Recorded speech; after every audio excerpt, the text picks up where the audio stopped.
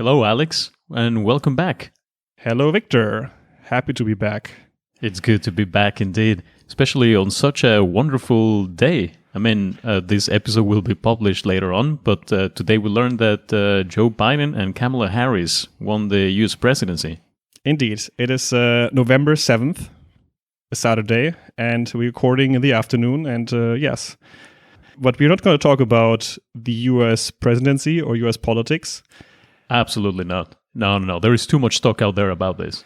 Yeah, and we're not expert enough, I think, to have any opinion on that. But we are called, or our podcast is called EU Untangled. So we talk about the EU. And today we have quite a big topic, actually, as a first topic of after our reboot of our podcast, which is the European Green Deal. Oh yeah, Victor. It's a huge topic. I must say, though, it's not new at all. So this is a topic that has been going around for quite a long time now. But of course, it's probably the cornerstone of EU policy and politics these days.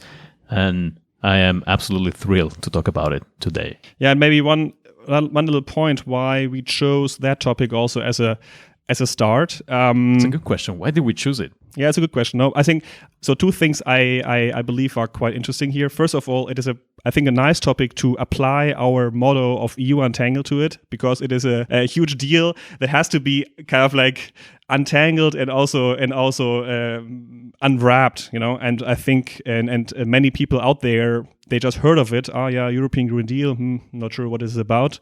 So this is our first thing. And second of all, this gives us also, or we both, I think, have maybe a say on it, because we both work in fields that are at least loosely related to it. So, Victor, you are based in Brussels, and you are doing what there? Well, that's an excellent question. I am based in Brussels, and now I'm working as a consultant. And part of what I do is advise a host of clients on sustainability. And sustainability is a big deal within the EU Green Deal.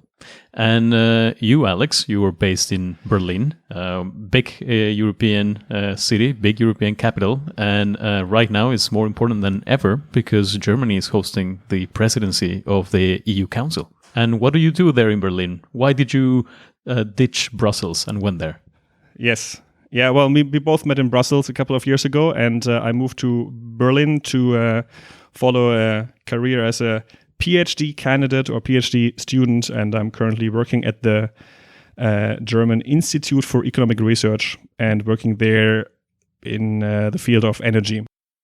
Our idea is to have this program coming out maybe every other month, covering one piece of EU legislation or EU topic and trying to untangle it. Let's start, no? Let's get it started. Let's get it started, baby. Let's get started. And maybe can you just, or I just ask you just very broadly, maybe that's a stupid question, but what is the European Green Deal? Oh, Jesus, man. That is a tough question. Yeah. I think that is the whole point of this episode. Listen, the European Green Deal, in a nutshell, is a 24-page document that was published by the European Commission on the 11th of December 2019, so almost a year ago.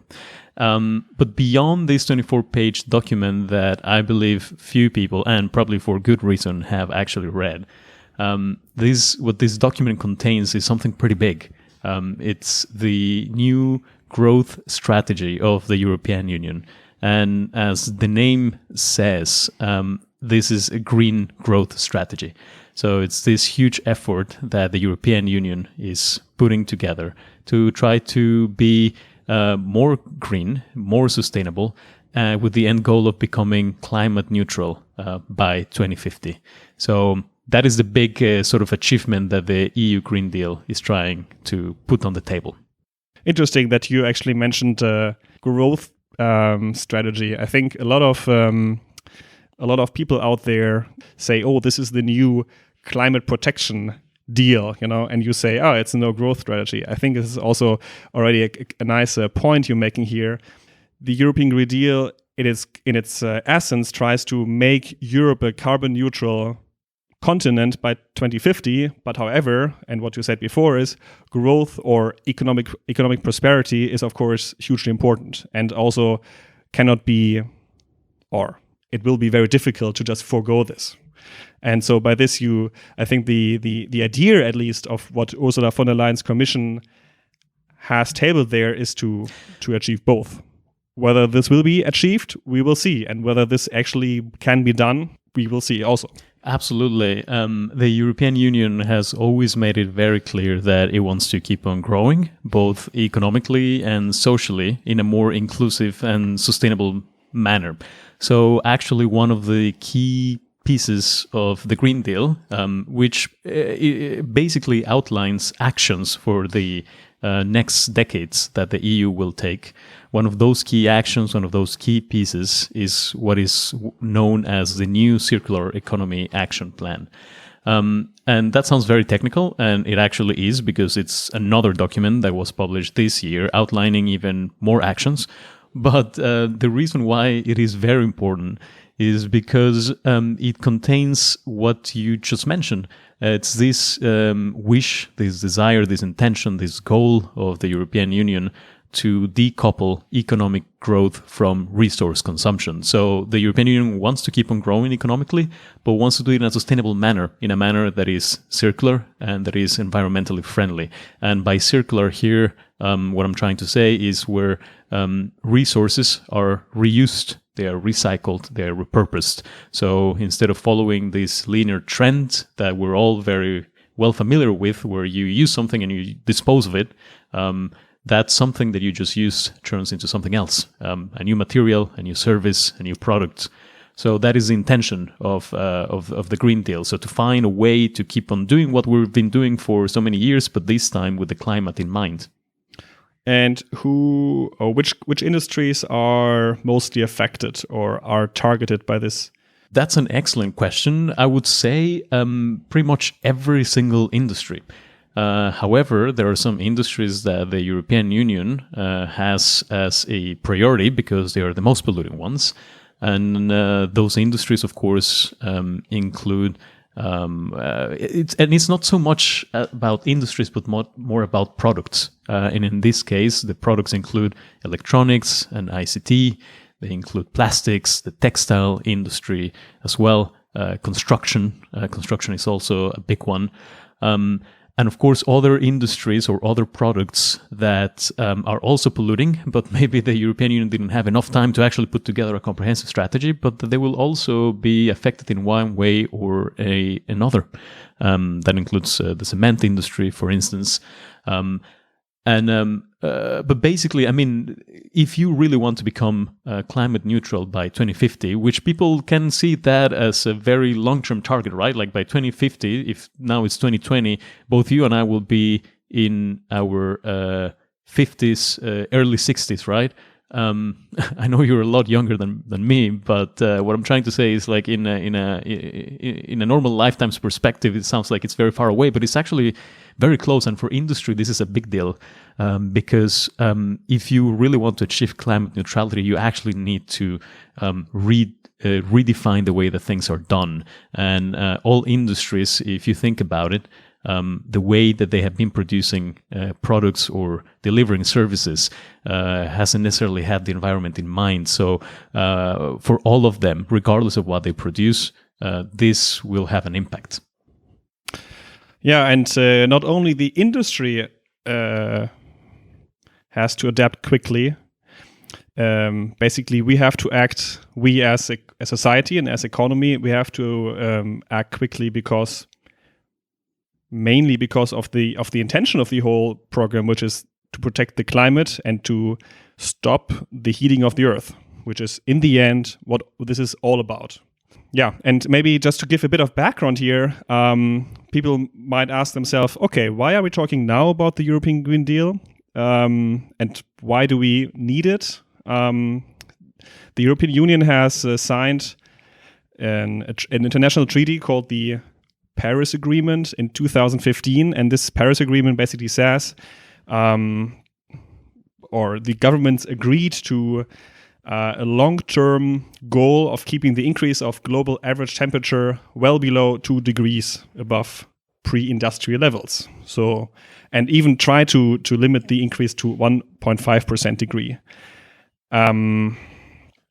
This means that also the European Union has indirectly, or actually no, directly, duties to lower these CO2, or not only CO2, but also the greenhouse gas emissions. And and Ursula von der Leyen's commission now tried to do that by setting up this Green Deal, which itself doesn't have anything, so to say. The Green Deal is just a communication, as you said before. It's just it's just, you could say, just a propaganda, so to say. It's just kind of like a nice framework. Oh, we call it the Green Deal, but in the end, there will be a lot of initiatives where the umbrella is the Green Deal, and a lot of initiatives will be kind of like put under this umbrella labeling Green Deal. You're absolutely right. The Green Deal is a framework, and then it will be these individual actions, the ones that will actually be implemented and define policy and industrial policy. Yeah, exactly. So, and to give the listener a bit of like perspective here as well on the size, Victor, you already mentioned there are like plenty of initiatives. If you go on the Commission's information page, they have an annex, and I think there are like more than 20 different things they wanna target. So you mentioned already quite extensively the circular economy action plan. Then there is a very important thing, which is the so-called climate law, which is cornerstone of everything. Again, to actually get down emissions, there is proposals for a revision of the energy taxation directive. There is a strategy for adaptation to climate change. There are going to be a smart sector integration, EU industrial strategy. I'm just reading a couple of things here I'm currently having here on my screen. You're doing great. You're reading them very well. Yeah, thank you. They have the new EU forest strategy, mainstreaming sustainability in all EU policies. They have a lot of weird things. They have something called the Renovation Wave Initiative for the building sector. They have a strategy on offshore wind. But both are hugely important. Everything here is super important, man. But something perhaps for our listeners that is interesting, because of course I don't expect anyone, honestly, to go to the website of the European Commission and then download this PDF and have a look at this timeline. This is communication. It's bureaucratic. It's not necessarily sexy, right? But it's very, very important. And one thing that I think is worth pointing out is that if you have a look at the right side of that table, most of these initiatives were foreseen for 2020 or 2021, which is basically tomorrow. And as you said it yourself, there is a ton of things here. And each of those things on their own also contain a lot of more actions. Like, I just want to point, for instance, to you right now. If you go to page number 4, there is this headline called "Towards a Zero Pollution Ambition for a Toxic-Free Environment." And one of the things that is already out is a chemical strategy for sustainability. That chemical strategy for sustainability was published last October, on 14 October, and just that document, which is also a communication, meaning that it doesn't have anything, it's not binding and doesn't have any concrete measures in and of itself. That document contains 70 more measures just related to tackling chemical pollution.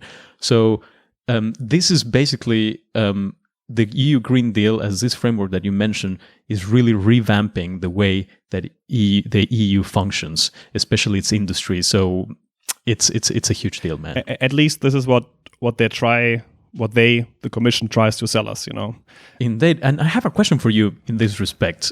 I work as a consultant in a consultancy, and I can tell you that for all of our clients, regardless of the sector they belong to, for them, a lot of their priorities revolve around the EU Green Deal and all these actions that are stemming from it. So for me, it's sort of like the bread that I break every day. But that's my job. And ultimately, the EU Green Deal is not about industry. It's about the climate. So I'm curious as to how this is perceived outside of the EU bubble, and especially inside the countries that will have to do something about it, to implement all this regulation that will be created at European level and then translated into national law, and of course, push their own national industry to do things in a different way. Absolutely. Yeah, that's a good point. I mean, in the end, we will see, I guess, very different coalitions of countries to all these different policy measures. And it is already now quite evident that, for example, certain countries in Eastern Europe, like Poland and Czech Republic, have been rather critical about the European Green Deal because they, especially Poland, relies heavily on coal as a source of energy, and they say they cannot quickly get away from coal as the European deal might foresee, or as not the European Green Deal, but the climate law within the European Green Deal might actually foresee. I guess other countries have a different opinion. So it's I also, sorry, just to finish up, I also read an article or an interview with the former Prime Minister of Romania, who came out very critical about the European Green Deal, and he even says that this might even push 2 or 3 countries towards an EU exit. So he fears that this might be too strong, this European Green Deal, and countries will say, "Oh no, this is too much for me. Ciao." Maybe whether this is just political speech or not, we can discuss, of course. But I guess also certain countries countries in the European Union are on different levels when it comes to economic development and also economic needs. So this going to be very differently perceived, and depending on every country has its own interests and also its own history, and will therefore have its own opinion on it. And even within the country, people, of course, have different opinions. I mean, just because that the Polish government is very critical about maybe the climate law doesn't mean that within Poland there might be big supporters of the European Green Deal. I mean, this goes without saying. And the same in Germany. Germany has been for many years been very critical about stricter, let's say, regulations for cars because of its government. But within Germany, there are a lot of people, politicians, NGOs that have been pushing for stricter regulation on car emissions.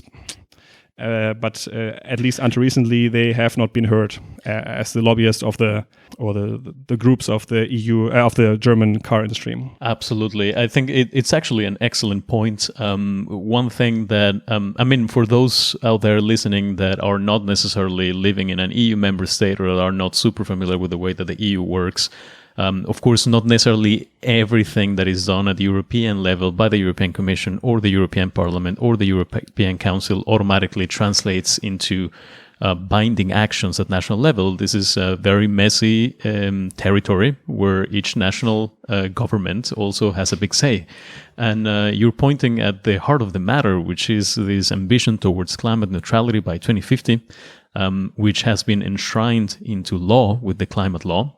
And right now, one of the big discussions that will take place is taking place and will occupy a big part of the political and policy agenda is whether this more ambitious target that was announced a few weeks ago by the President of the European Commission of a higher ambition for climate emission reduction targets for 2030 will actually be approved by member states, and that is 55%.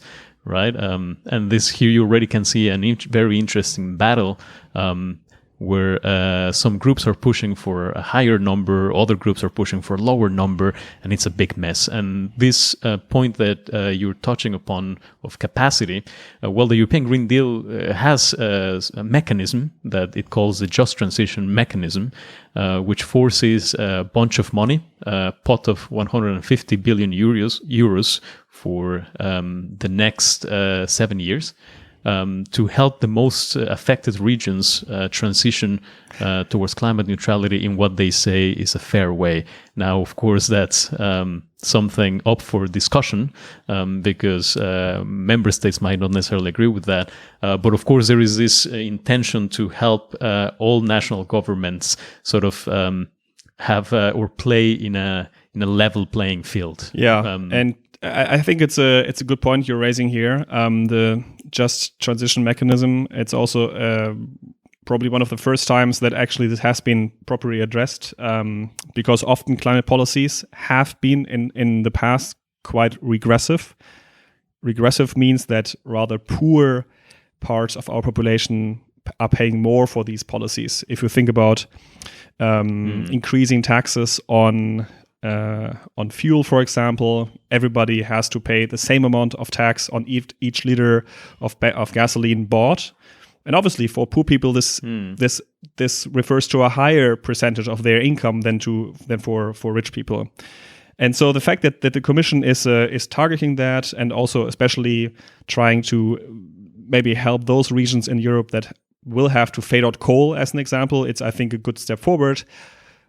Whether the amounts are enough, again, I think a lot of criticism has also arrived at the Commission. There are, from the rather green to left groups, have saying this is like ridiculously low amount of money spent on these things. We have been spending much more money on saving the banks 10 years ago. Can you actually put a price tag on the climate? It's a big question. Yeah, can you do that? And also, are we actually now the Commission puts out like these 100 billion whatever, or like these billions here, those billions there. But in the end, often also the Commission is very good in selling these numbers as money, but often it is just relabeled money that has anyway been already attributed to solving these issues. So in the end, again, the devil lies in the detail.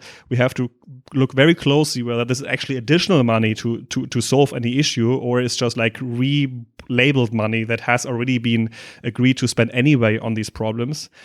And there's still a lot of, for example, subsidies going into certain things that, like fossil fuels, for example, that are actually to be like faded out in the future. So the plan has to kind of like be scrutinized under this perspective that maybe on the one hand we're spending money to solve a problem that is generated on the other side of the same thing. So the EU might create a problem, and yeah. I think that's why the European Union has also been very careful when it comes to calling things by their name. And you know how picky. I mean, both you and I have had the chance to also work or interact a lot with the European institutions, and we know how careful they are when they give names to things, or when they put out concepts, right? And one thing that is very interesting to see and witness and read almost everywhere is that the European Union is calling all this a transition. It's not something that can happen overnight. They publicly acknowledge that this will take time, and it will take a long time. So this is what also people may have been hearing as the green and digital transition, the twin transition that has to happen over the next decades. But yeah, there are a lot of questions in the air, and also it's important, I think, to take into account that all this Green Deal stuff was created before the COVID crisis, right? And now, almost a year into a global pandemic, the likes of which, quote unquote, have never seen before. I think this introduces a new element that had not been taken into account, and that now is sort of trying to be addressed by the European Union as well, with more money again, with a big pot of lots of billions of euros that have been borrowed on international markets to also be disbursed to member states. One interesting thing there is that a good portion of that money national governments will need to spend on projects that help or contribute to the green transition. So that's also, I think, already a change of mindset in the way that money is being dispersed, because now it's being tagged for specific purposes, right? And these purposes have to be justified as green. Although there are a lot of critics as well saying here, yes, it is nice that this has been labeled as green or has to be spent on green projects, but whether this is actually enough, or whether this whether this share is adequate for the problem, again can be called into question.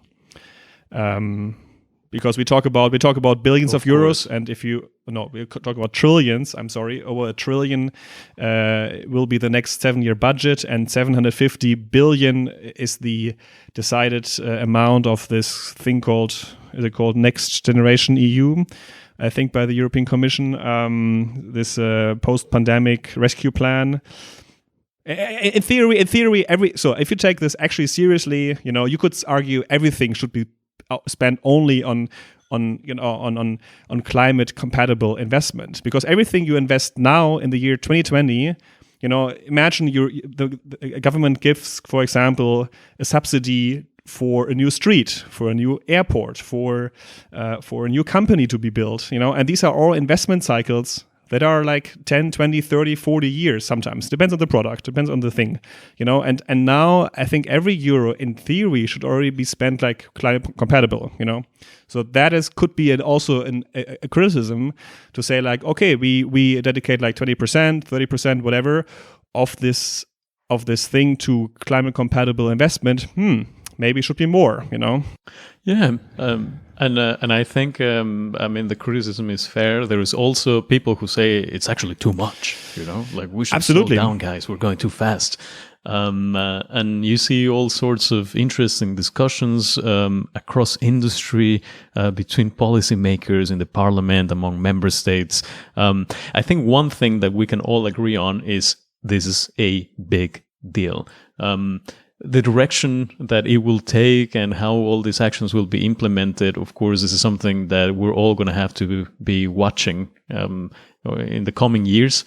And my hope is that citizens at large, of course, they take an interest in these things, because I believe here public opinion will count. The way that citizens interact with their national governments, and the way their national governments interact with the EU, and the way they will build these future relationships and growth strategy with industry will be quintessential. So that's where I hope that the European Commission also steps up in the way that they are communicating all these things, because it is actually, in my opinion, as a humble Mexican who has been living in the EU bubble for the past 5 years, this is unprecedented. The EU, to an extent, is also doing something that no other continent has done before. But this is a very nice point, because in case this Green Deal will be successful, it can serve as a blueprint for other countries, for other regions in the world. So obviously the world will also be looking closely to what the EU is doing.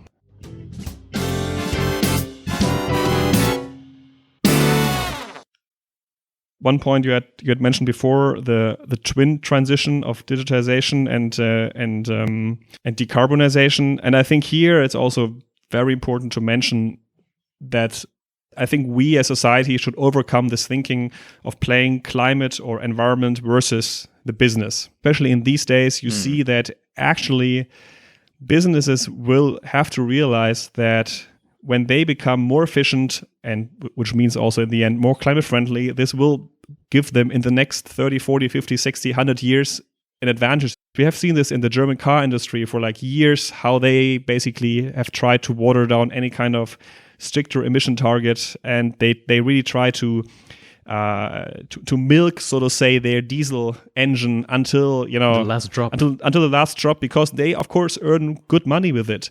But the thing is, the world is not only the EU. So China, California, but maybe the US in the future, other countries have actually announced to be much stricter, if not fade out these kind of technologies. And so it is just also in our own interest as the EU, as every country in the EU, to have also relatively strict regulations there that actually gives businesses a way forward to say, okay, it's strict, it's hard to cope with it. Yes, we don't like it, but in the end, it's better to have a strict teacher that challenges you, but then also once you finish school, so to say, and you export your products to the world, you are actually competitive. Yeah, and I think this is something I wanted to mention, because I feel, especially in the German debate a lot, but also sometimes in the Brussels debate, that this is often very critical for some reason, and not very forward looking. especially from businesses who should be forward-looking. I'm like, guys, just like embrace the change. It will if it won't be coming from the EU, it will come from China. It will come from other countries, and then you are against something you haven't been preparing for. Can I just say that you should absolutely suggest that as a hashtag to the Directorate General for Communication, hashtag embrace the change. I think, if you were to start directing that to industry, maybe you would already be a little bit more forward-looking. Because one thing that we all know very well is that we all, as individuals, and of course as organizations, we struggle very much to see and think of our future selves. So we're very much biased towards the present and the short-term gains that we may get out of something. But as you rightly pointed out, what will happen in 3, 4, 5 decades, 2 or 3 centuries is far more important than what will happen today or tomorrow, and certainly than what happened yesterday. And I wouldn't say it's more important, but it is at least to a certain degree clear what's going to be happening in like 2 or 3 decades. That's my point. It's not that our future is like clouded. It's going to be clear that we have to reduce anyway emissions, and other continents will also be stricter there. But I mean, we have to reduce emissions. We have to find a way to make it very clear that there is something to be gained out of it right now, right? If you want to bring the big polluters on board, they are polluting for a reason, right? And they're polluting because there is a profit to be made out of... they're not polluting for the sake of polluting, but whatever it is that they're producing is causing pollution, right? So to an extent, you have to find a way to talk to them, to give them also incentives, right? Not only punish them, but also try to incentivize them, right? So you want to be a proper teacher. You want to sometimes, of course, hit them a little bit, but every now and then you take out the carrot and you also give them something sweet. And I think the EU, to an extent, is trying to do that. Whether it's succeeding or not, we will see. That's a question for a different episode. Maybe 10, 20 years. Exactly. Okay, I hope it doesn't take us that long to record another one. The next EU Untangled will be then in 10, 20 years. Until then, have a nice life. All right. Maybe on that happy note, we can actually say, should we take a break? Yes. Oh, let's take a break, man. Let's take a break. I like talking sometimes, huh? And you like talking too.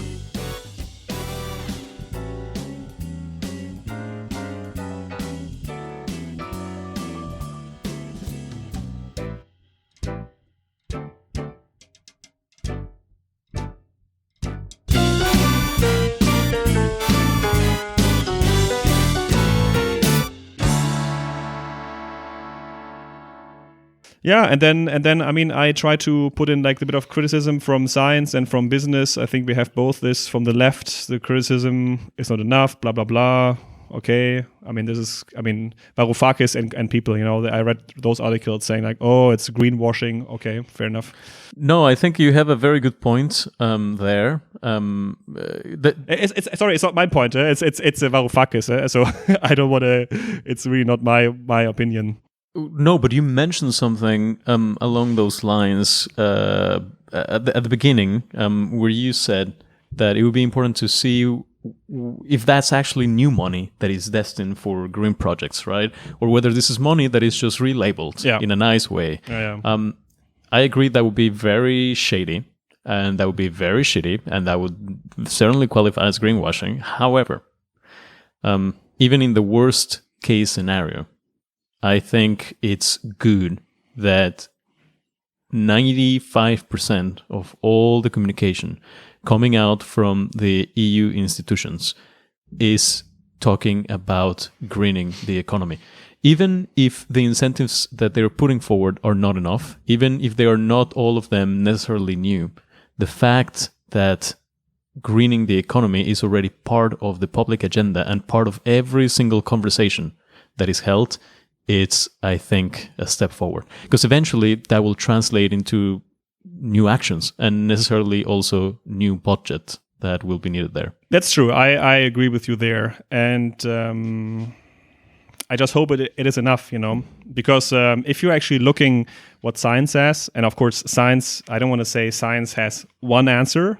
Because a lot of people say, in order to stay on Paris, you have to blah blah blah. No, that's not true. So also science says, we don't know about the future, but to be fairly sure that we reach a 1.5 to 2 degree warming scenario, the EU would actually have to cut emissions even more. I think Council says, 50% max. Currently, I think this is what is around. Parliament said 60%, maybe 65, but 65 I think wasn't actually agreed on. So 65 would have been the lower end, what a lot of scientists actually say.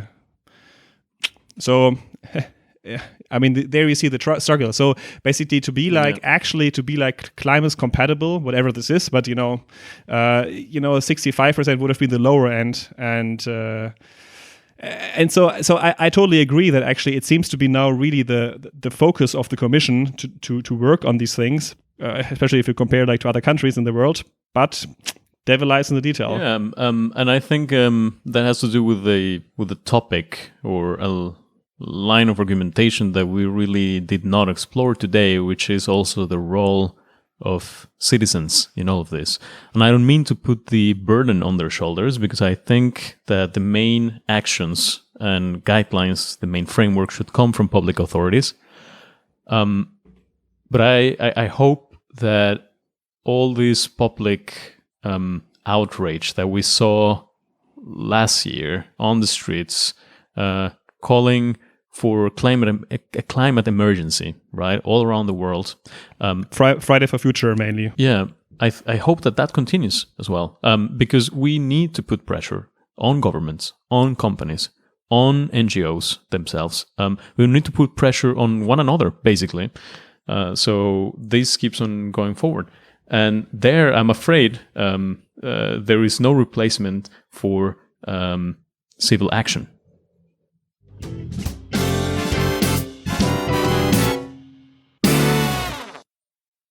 Alex, always a pleasure talking to you. Take care and speak to you soon. Before we close, my friend, our listeners find us on different social media platforms with the handle EU_Untangled. And they can also send us emails to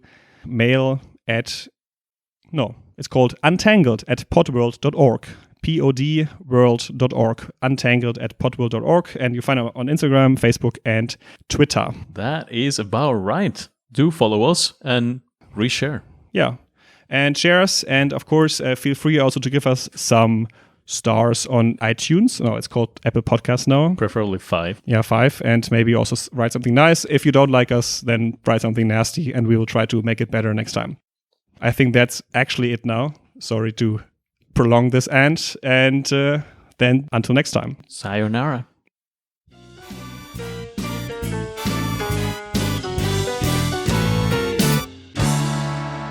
So I must confess that I have a vague idea as to why the EU Green Deal is called the EU Green Deal, but I'm not 100% sure, and I know for a fact that you do know, Alex. So I'd like to ask you, for my own benefit and for that of our listeners, if you know where or why the EU Green Deal is called that way. You and maybe all listeners also have for sure heard about the so-called New Deal, which was a set of policies, again, by the US President Franklin D. Roosevelt, FDR, in 1933 as a reaction to the big economic crisis of those times.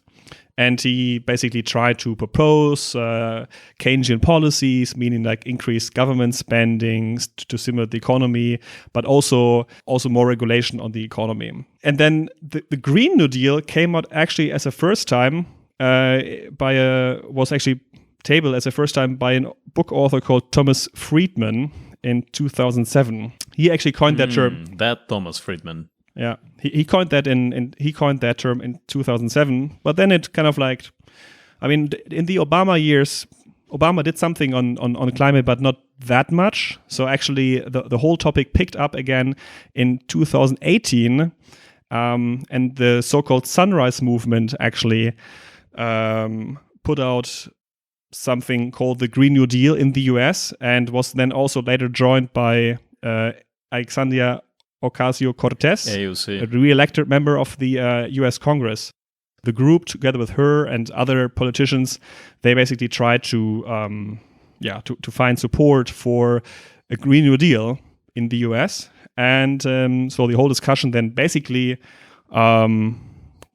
then came over to the EU. And then when the new commission was established, the new European Commission was established in 2019. At the end of 2019, then von der Leyen decided to see the European Green New Deal as her prime policy, or as her prime political project for the next years. Oh my God! I guess that's more or less. That's a good chunk of history. But it makes me think: did we steal the idea? Maybe we stole the name, but it seems like that Europe is at least first so far in implementing any of the solutions, so to say. So let's see. Europe first. I like that. So motto. yeah, EU first, so to say, in climate policies, and let's see whether the Biden administration can catch up. They gave us a 1 year head start. Let's hope they don't bide their time. Very good.